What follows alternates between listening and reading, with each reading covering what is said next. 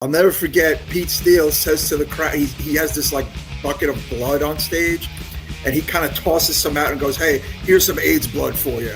When I included this, I was actually thinking, Outlaw Scandado, you must have a perspective on Carnivore because you were around that scene in the early days. I got into them in high school, freshman or sophomore year, and they had broken up by the time I found them, so to speak. In like '88, they were actually kind of done.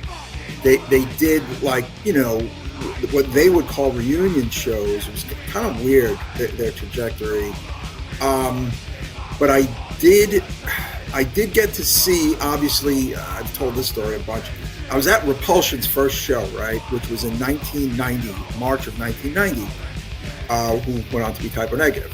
And at that show, they did Race War, and they did Jesus Hitler, and I think they might have did maybe one other Carnivore song, and then they did all these new, weird songs that me and my friends referred to as these really weird songs, which were Type O Negative songs. But then, that's March of 90. In October of 90, they did a reunion show, Carnivore.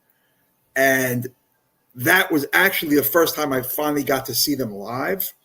And that was fucking bonkers. I'll never forget Pete Steele says to the crowd, he has this like bucket of blood on stage, and he kind of tosses some out and goes, "Hey, here's some AIDS blood for you."